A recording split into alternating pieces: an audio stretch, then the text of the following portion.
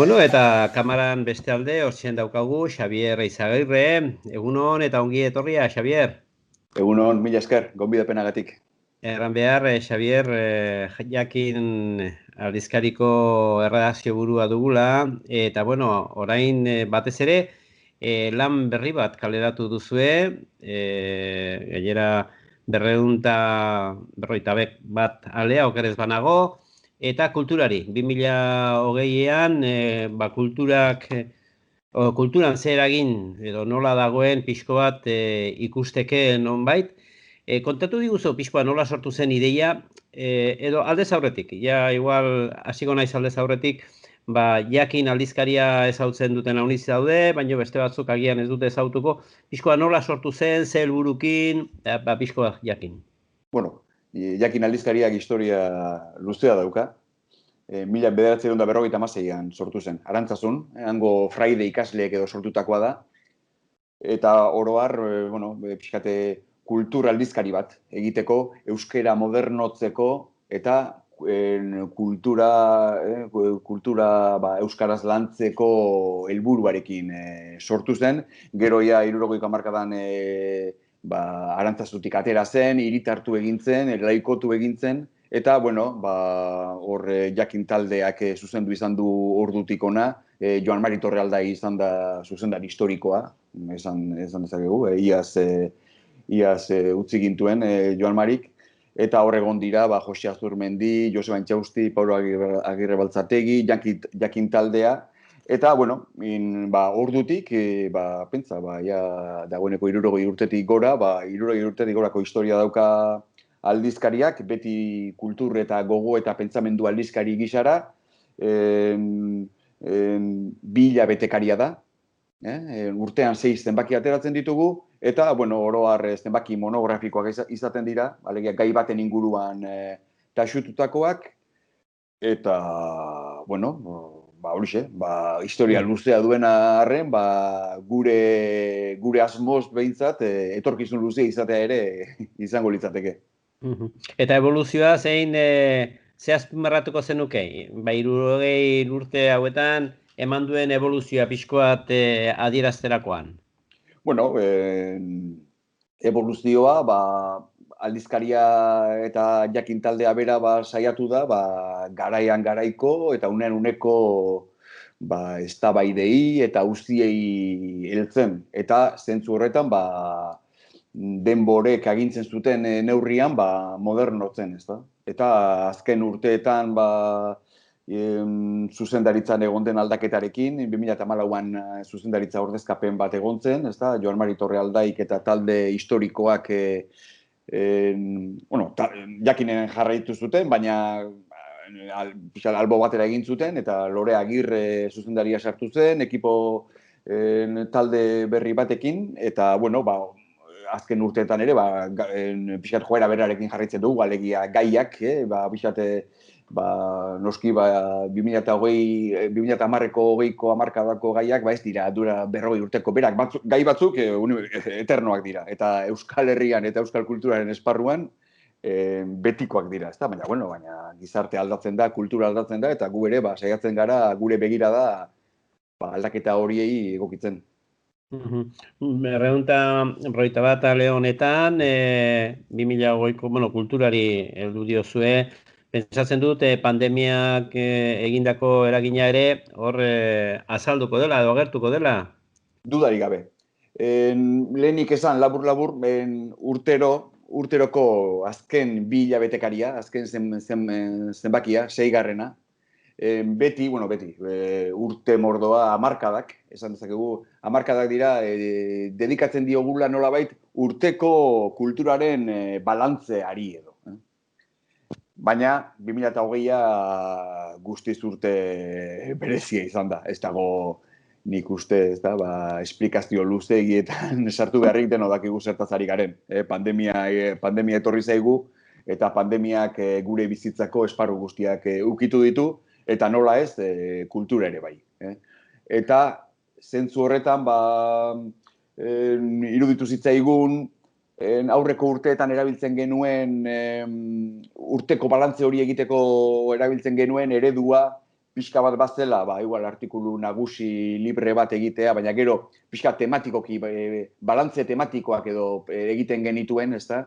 Hainbat egileri eskatzen genien, bertsolaritza, artea, literatura, musika, antzerkia, esparruz esparru, balantzea egitea. Iruditzen zitzaigun 2008an hori etzela oso ideia erakargarria ona, ze, pandemia egonda, kulturak asko sufritu du, esparru guztiek asko sufritu dute, eta denak bakoitza bere alorrean egarrez jartzea, ez genuen uste oso emankorra izan zitekenik. Zentzu horretan, artikulu nagusi libre batzuk proposatzen dituzten bakiak, eta gero mai inguru bat antolatu dugu aurreko urtetan egiten ez genuena, sortzaile eta kultura lorrean eragile diren hainbat lagunekin. Eta hori da, pixkat aurtengoaren azken zenbaki horren egitura, horixe da. Alde batetik, pixkat artikulu nagusia Katixa Agirre idazleari enkargatu genion, eta oso artikulu ederra egin du. Eta gero, Alberto Barandiaranek idatzi du, Olatz Osa, Elkarreko editoreak ere, arduradunak ere idatzi du, eta Xeber Landabidea Deustuko Unibertsitateko irakasleak ere bai. Eta gero mai inguruan parte hartu dute Edurne Azkarate aktoreak, Igor Elortza bertsolariak, Xabier Gantzarain, Azpeitiko Dinamoa sormenguneko koordinatzailea denak, eta arte kritikaria eta ibilbide luzea duena artearen esparruan, Katxi Potxelu, hau Gaztibeltza Films ekoizpetxeko arduradunetako bat da, eta Castillo Suarez idazten nafarra. Eta, boskote honekin osatu dugu mainguru bat, eta artikulu guztietan eta mainguruan leitmotiv edo ari gidatzaile nagusia hori da. Pandemiak nola jo gaitu, ze urteak zer eman digu, eta aurrera begira ere, zer ekarrelezake zurrunbilo edo zirimola honek. Eta ze iritzi izan da nagusitu dena? Honek bortxatuko digu, erabat berritzera, bai nola baitere harremanak, kulturaren ihardueren garapena, ze izan da pixko bat hortik hausnarketa horretan pixko bat ikusten zena? Bueno, zorionez, noski begira da iluna, negatiboa, ezkorra, urtea oso gogorra izan da, sektore batzuetan batez ere, musikan, antzerkian, oso gogorra izan da, batez ere zuzeneko emanaldietara bideratuta dagoen kultur esparruetan. Orduan, pixkat eskortasun hori islatzen da, baina bestetik baita badago ere, baikortasunerako akaso ez da zuzenen esatea, baina aurrera begirako, honek guztiak gauzak birplanteatzea eskatzen du, kultura munduko jendeak ere gehiago albada, gehiago saretzea, gehiago koordinatzea, eta zezenari adarretatik heltzea, ezta? Eta hainbat, eta erakundekin eta ere, beste lankidetza bat planteatzea, eta, zenbakian zehar, nik orain ez ditute tripa denak aterako, eta, baina ideia eta proposamen eta balorazio oso abaniko zabala dago zentzu horretan. Beraz, erran daiteke herria bizirik dagoela, eta egoera guzietarat nolabaite egokitu egiten garela baita ere, eta irten bideak handik edo hemendik bilatzen saiatzen garela. Bai, hori ala da. Aurrera egiteko asmoa eta kemena eta hori sumatzen da. Naiz eta berriro diot, urtea batez ere kulturako sektore batzuetan oso gogorra eta oso latza izan den.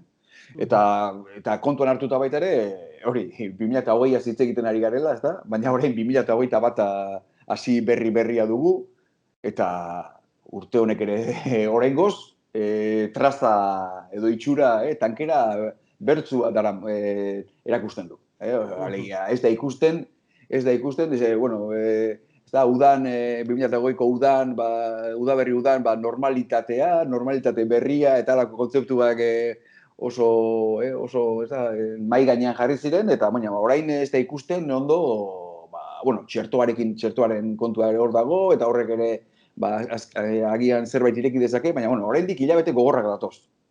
Eta orduan, bueno, baina baina aurrera egiteko indarra, eta ez dugu sumatzen inor bueno, guk gurean idatzi edo hitz egin dutenen artean bentsat, bueno, pertsiana ixteko asmoarekin. Dena den, aipatzen da, honek aldaketa handia ekarri du, batez ere etxeran gehiago sartu digu, kaleko bizia askoz gutxiago da, eta gauz guztietan, eta zuk aipatzen zenuen moduan, kultura alorrean batez ere, zuzeneko emanaldiak, bertan bera gelditu dira iaia egin handi batean, edo bintzat indarra galdu dute, beraz horrek bultzatu du agian teknologi berriek, hau da, ikus-entzunezkoak alde batetik, gero plataformetan streamingak eta TikTok edo nizer dakit, mila modu gehiago teknologi berrietara. Horretara egokitu beharko dugu baita ere zure ustez, adibidez jakin ere egokitzen ari da horretara, nolabait ere bere nolabait ere azaleratzeko edo jendearen gana joateko, nola ikusten duzu?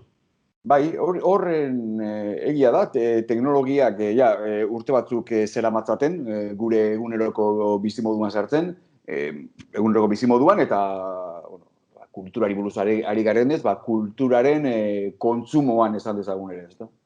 Eta 2008a, zentzu horretan, pandemiaren erruagatik edo bultzadagatik, hori areagotu da. Eta horrek ere sortzen du kezka bat, ezta? Kulturaren esparruan sortzen du kezka bat, ea pixka bat, berriro kalera ateratzeko, edo, modu bat daukagunean ere, alegia, pandemia hau edo, nolabait, gainditzen hasten garenean, ea, kultura konsumitzeko edo kulturaz gozatzeko, lehenko bide klasikoak betikoak aurrez aurrekoek, hori egin gertatuko den, zinemaretoekin gertatuko den, antzokiekin gertatuko den, musika kontzertuekin gertatuko den, egia da, horre egon da aldaketa bat, eta ikusi beharko da, epe erdian ikusi beharko da, benetan hor joera berriak sortzen diren edo ez, ezta? Produkzio idatziari buruz, gu aldizkaria garen ez edo, produkzio idatziaren barruan, liburu gintzaren barruan edo, berriz, oroar badirudi, ez eta segurazko oraindik azkarregi den esateko, urtea ez dela hain eskorra edo hain txarra izan, alegia editorialek eta, Olatzozak idazten du, aipatu dut, ez da Olatzoza elkarreko argien editore arduraduna da, elkarren, eta badirudi, liburu produkzioa ez dela moteldu.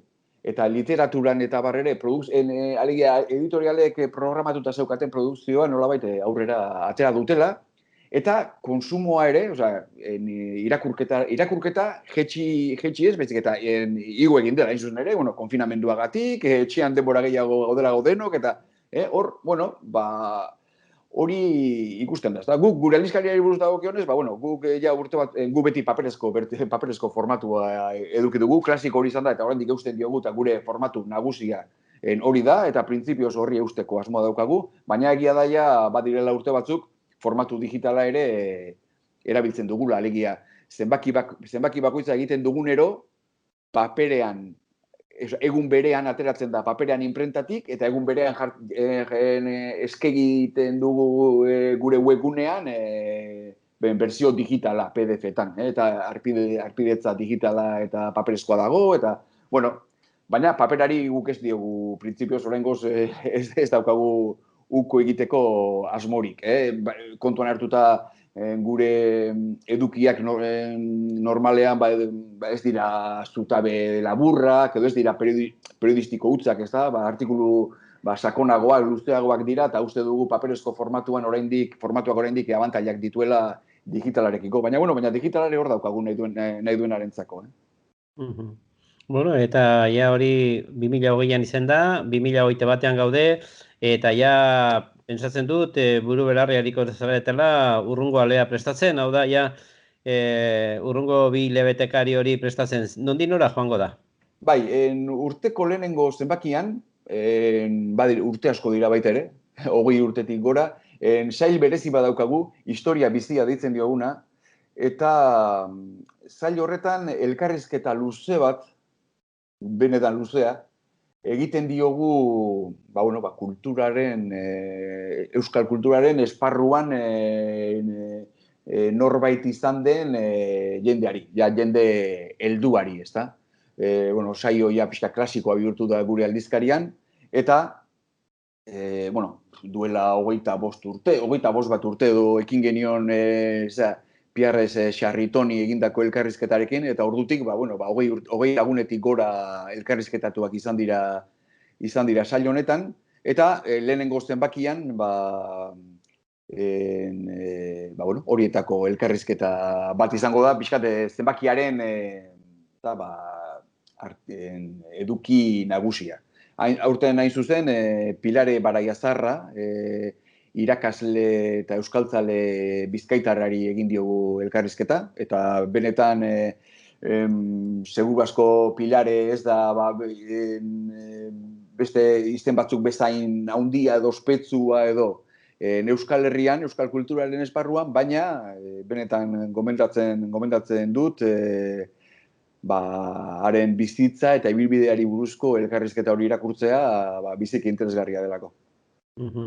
Beraz, ja erran daiteke, aldez aurretik lana prestatzen joaten zaretela, eta ja ale, nola baite ja, gutxi gara bera, bideratua izaten duzu urteko lana. Bila betekaria izanik, urte osoko programazioa ez daukagu zehaztuta, baina ja, lehen esaten dizun bezala, zenbaki monografikoak egiten ditugu batez ere, gai nagusi baten inguruan, eta jakina, guk kolaboratzaile eta idazleengana jotzen dugunean proposamenarekin, denbora margina batekin jokatu behar da, eta eskatzen ditugun lanak normalean ez beti, oso erantzun ona izaten dugu idazle eta kolaboratzaileen gandik, jendearen prestutasuna eta prestasuna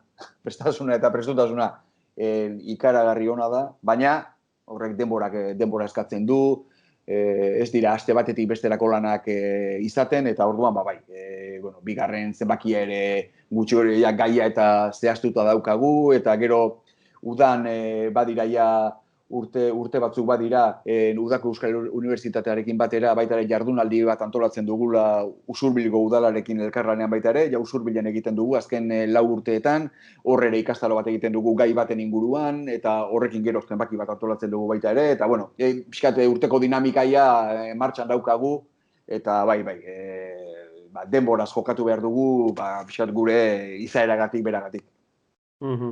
Bueno, eta ea pixko bat amaitzeko, gure ikuslentzulek jakinekin harremanetan jarri nahi badute, zer egin dezakete? Alde batetik aleak erosi noski pentsatzen dut ohiturazko liburutegietan, baino hortik aparte, nahi badute zuzenean harremanetan jarri?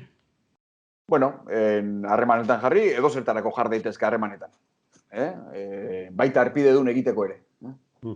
Beso zabalik hartuko ditugu gurekin etorri nahi duten guztiak.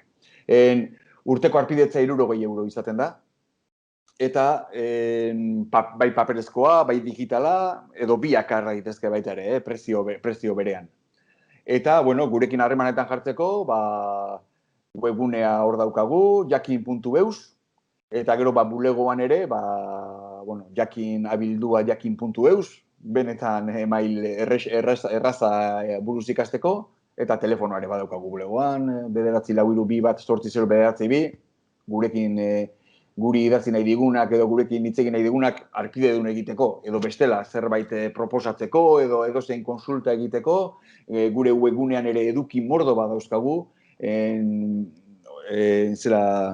euskal kulturaren historiako hainbat digitalizazio proiektuen ditugu eta edukiz beteta daukagu edonor konsultatu nahi badu, guri edozen galdera egin nahi badigute, edozen konsulta, beso zabalik. Oso gustora hartuko dugu edozen komentario, edozen konsulta, edozen kritika ere. Ederki, esker mila gurekin izateagatik, Xavier. Eskerrik asko Segi zuei, bizkor benetan. eta beste 60 urte bete arte ordun egongo gara berriro.